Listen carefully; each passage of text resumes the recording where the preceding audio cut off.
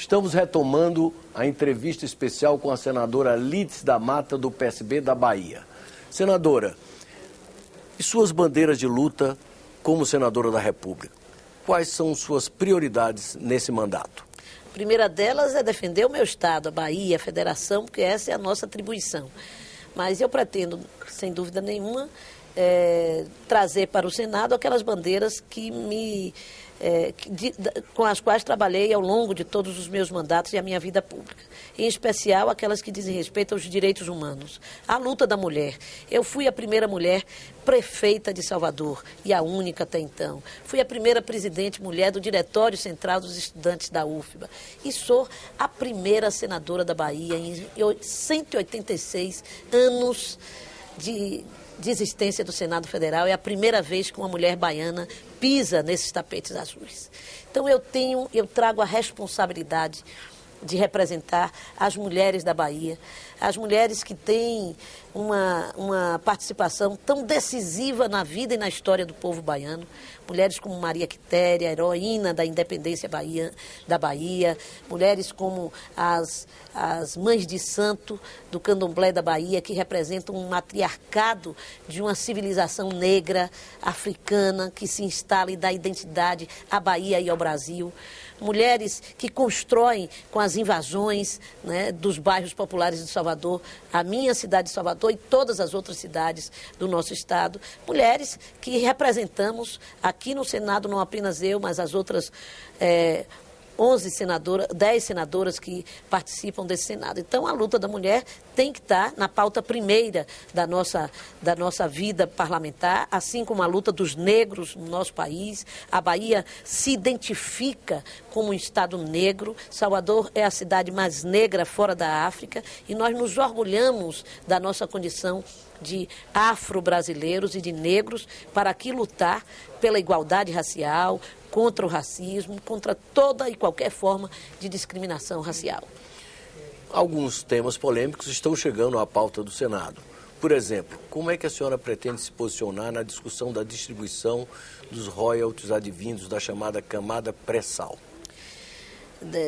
De que ele seja o mais democrático possível. Já votei isso na Câmara, fizemos uma votação, acho que o Senado pode agora corrigir talvez algum exagero da Câmara.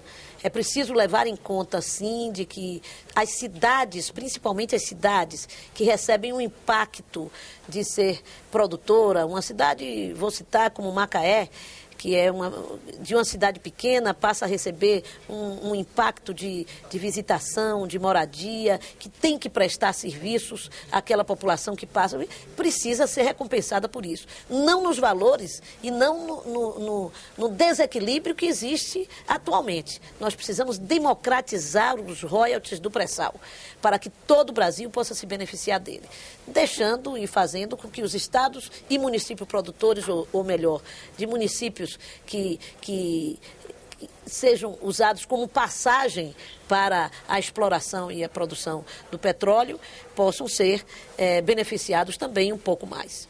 Quanto à questão do fim do fator previdenciário e do reajuste dos aposentados em função do crescimento, do aumento dado ao salário mínimo? Eu sou favorável ao fim do fator previdenciário. Eu acho que essa é uma bandeira histórica. Nós precisamos pensar profundamente a previdência pública no Brasil. Claro que não é só reivindicar, nós precisamos repensar o financiamento da previdência, até porque a nossa população começa a envelhecer mais, graças a Deus.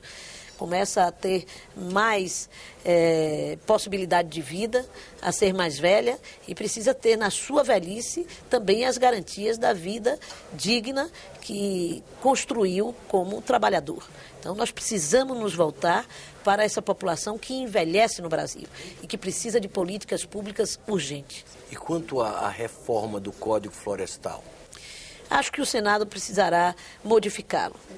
Ele saiu da Câmara, mas precisa de modificações para equilibrar mais a luta em defesa do meio ambiente com os interesses econômicos de alguns grupos mais privilegiados.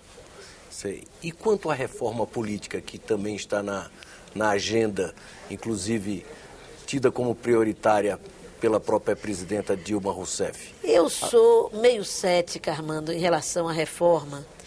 Eu desejo que ela venha, eu acho que nós falando tanta reforma, mostrando que o Brasil precisa de uma revolução democrática, mais do que uma reforma, né?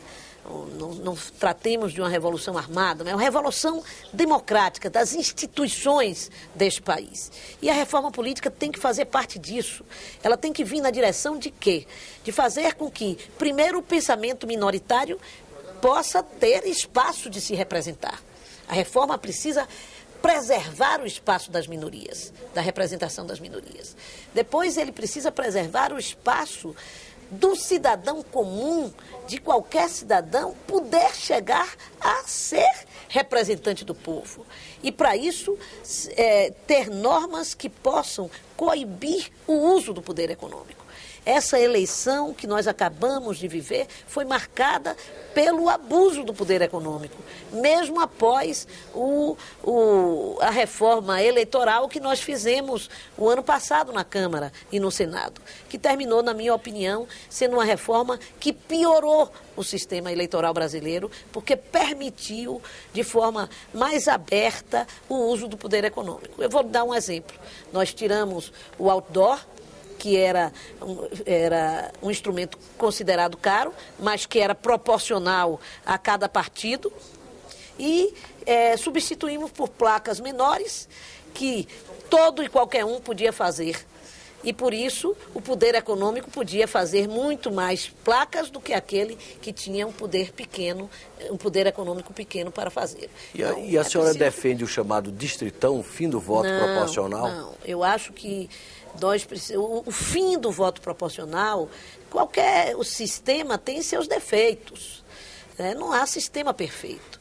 Mas o fim do voto proporcional será, sem dúvida nenhuma, o fim da representação minoritária.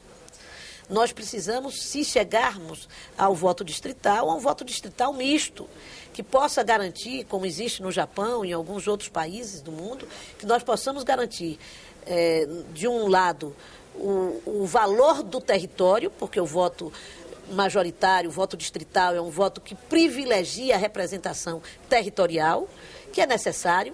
O eleitor quer ver o deputado da terra ou o deputado que ele conhece, que ele pode fiscalizar mais de perto, porque é do seu distrito, porque está mais perto dele. Mas é preciso também garantir o voto da representação do pensamento, da representação minoritária. Então, eu não sou a favor do voto distrital puro. Eu acho que se nós mudarmos do sistema de voto, nós precisaríamos de um voto distrital misto que garantisse as duas formas de representação ao povo brasileiro.